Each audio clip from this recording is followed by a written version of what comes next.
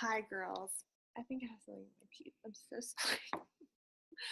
I just need to apologize. I feel like I'm the worst coach ever because I don't have a set time and day a week that we do a team call, and that is about to change. I would really like to do it on Wednesdays at like 7 p.m. or something, either Wednesdays or Mondays. And I want y'all to let me know what day works best for you. And if you can jump on, great. If you can't, totally fine. But I just feel like I need to just be really specific about the time and the day that we do our team call. So I'm really excited about this call. I'm just going to kind of do it on my own and then post it for you. I think it's so important just to constantly be learning things as you're growing your business because it can be really taxing if you feel alone, and that is the last thing that I want you to feel is alone. So we're going to talk about the 5 things that the best coaches know and do. Now, this is kind of like a guess for me because I'm not the best coach, but this is what I learned through personal development recently and something that I've been caught not doing and find myself in a hole and in a bad way. So I'm excited to share these with you. All right, number 1. The one is the best coaches work harder on themselves than they do in their business. That's right. They don't focus on how many likes or how many people follow them or how many people say yes to them. They don't focus what they can't control. I found myself being on Instagram and looking at who watches my stories, and which is important to see who follows you and is interested in your stuff. But how many followers do I have? How much engagement am I having? And honestly, that is not in my control. My control is me. I can control what I do. If I get upset every time someone tells me no, I would have quit a long time ago. If I got upset for every time someone started a program and then quit after day 3, I would have quit this job a long time ago because guess what? I can't control them. I can provide the tools, I can provide knowledge, I can provide accountability and assistance, but at the end of the day, they are not in my control. What I can control is my personal development. Find a way to grow and find a way to, let me fix this while I'm on here, to be the person that you want to become. Most coaches, which me included, focus on the how-to of the business, the compensation plan, the Shakeology, the teams, left leg, right leg, which are all very, very important, and they are important to know about. But the most important thing are what are the habits that are holding you back. Think about that. Is it time management? Is it procrastination? Is it not getting over your fear? Like, what is a habit that is holding you back? Where do you need to grow? What are your strengths? How can you play into your strengths? How can you maximize your strengths? Like, for example, do you actually start a workout and follow through with it? Or do you start it, get halfway through, and you just quit?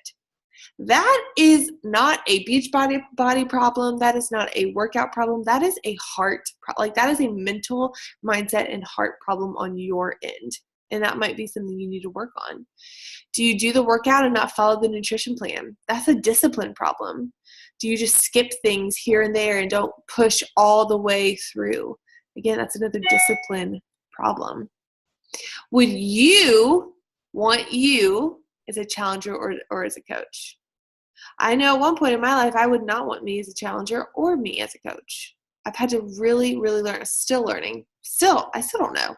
I'm learning every step of the way. What qualities do you have qualities that attract people to you? I like to think that I attract people that are like me. I think that's natural. Day in and day out. Sorry, my typos are terrible. But what are some qualities, and do you have them? Are you motivating? Are you inspiring? Are you happy? Are you fun? You can really manage all of this truly day in and day out when you think about the what you need to work on and how to work on it. So here is my advice to you for these next 30 days. And I just say 30 days because a month, it's beginning of February, it's perfect. Focus on the changes you can make. really buckle down on your nutrition and your workouts. I know a lot of us are doing 80-day obsession, which makes it really easy to buckle down, which is awesome. But like really buckle down, like be hardcore about it. Anytime you aren't using the full capacity of your brain doing mindless activities, you should be using your brain in another way through personal development. That's like, it is so much easier to listen to music. It is so much easier just to be in silence. It is easy to not listen to things, but the self-discipline aspect is where we want to push through and use our brain. Continue to pour into yourself or you will completely empty out.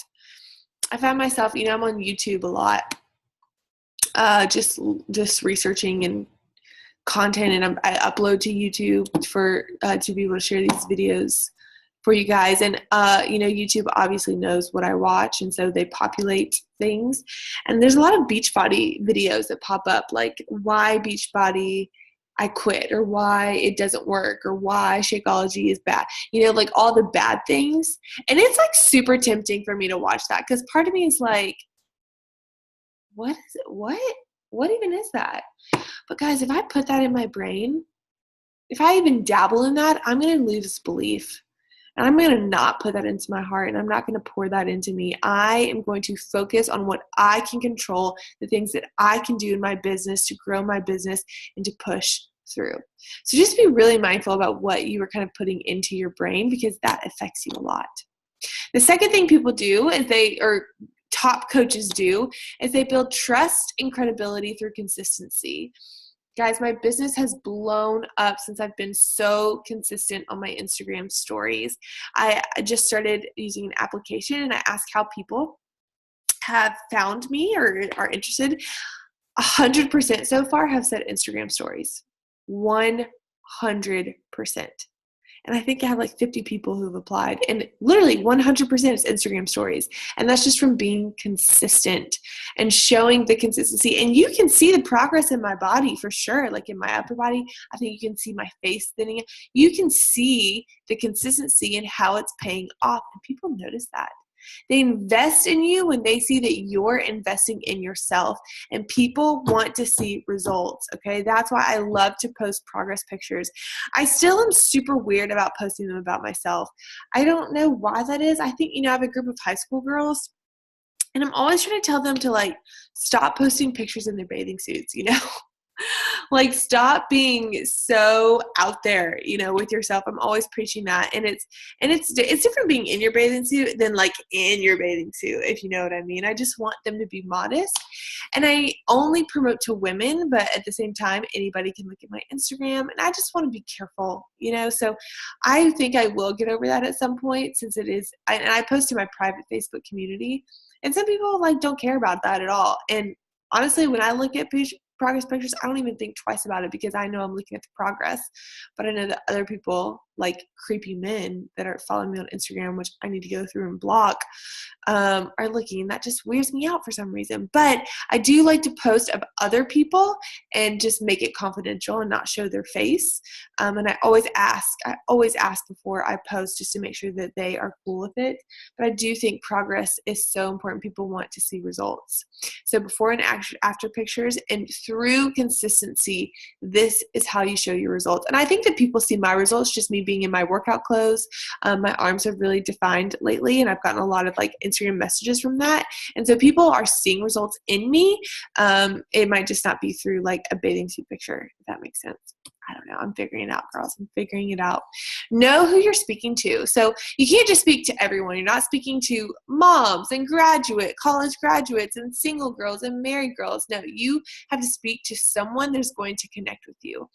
Someone who could be your best friend. Someone who you were prior to coaching and prior to starting your program.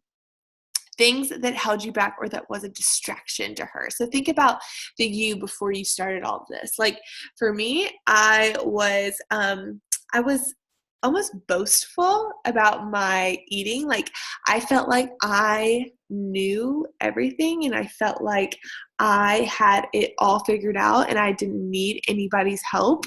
I knew how to do fitness. I didn't want some other person telling me what I needed to do. That's a terrible attitude. I felt like by me just like eating healthy or eating clean. I thought that was just going in the kitchen and finding something clean to eat. But you can get fat on clean food. I hate using the word fat, but you can be unhealthy by overeating clean food, right?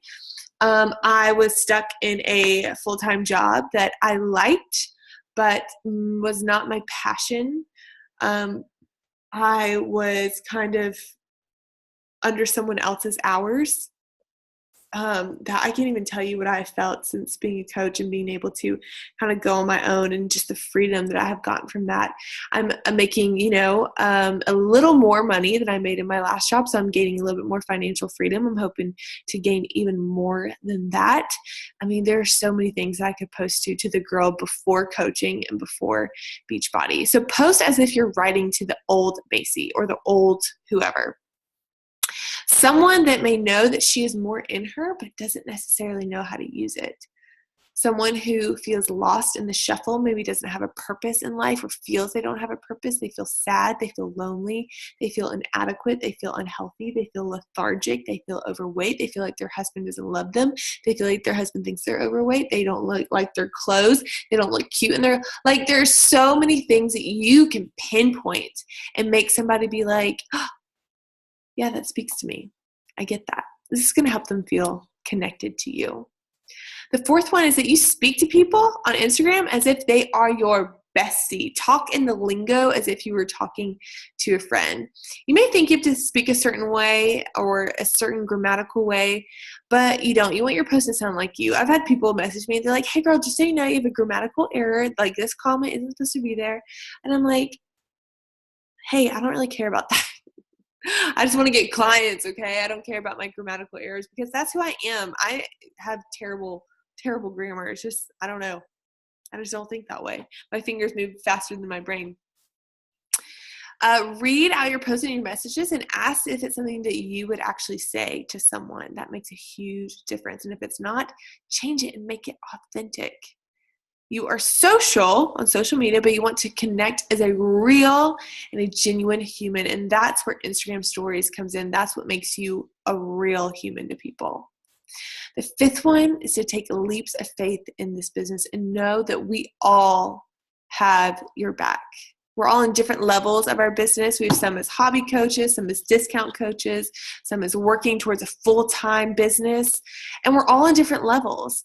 But there isn't room for just one person at the top. There's room for everybody, and we're all here to support each other, because the truth is, the more successful you are, the more successful everyone is, because depending on where you are in my ladder, you can make money from other people, right? So it's important to help and support and give love to each other on each post. And guys, take leaps of faith. Oh my gosh, I could go on and on about the leaps that I've had to take and how nervous I was and how I didn't know what I was doing, but what I have done has brought the most joy in my life. Seriously. You have to do things before you're ready. You have to. You're never going to be ready. There's not one single moment in your life that you're going to be like, yeah, I'm ready to do this. Never. You always think that you're going to be ready later, and you never are. You're in the same place that you were, and you have way more support than you even realize. So if you can take leaps and bounds, if you can take leaps of faith, you will be leaps and bounds ahead of every single other person. People that want to know the answer to every single question about every single thing, they just are information hoarders, and they're holding back the blessing that it could be. Like, just do it and figure out the answer as you go, or do it and figure out the answer later. I had no idea what I was doing when I started. Still don't really know what I'm doing. I just put one foot in front of the other, and I failed and I failed, but I failed forward, and I learned and I grew. It's an awesome thing to see you raw and real, to let people know that you're not perfect. I mean, just going on Instagram stories with no makeup, it's like, oh, yeah, she's normal. She's not all done up all the time. Just be raw and be real. It goes a really, really long way. So that was kind of my call. I have another one planned about posting and how to kind of decide what you want to post about, and I'm really excited about it. It's going to be a really, really good one. Okay, girls? So I hope you enjoyed that and I hope you learned something. Let me know if you have any questions, and I'll talk to you soon. Bye.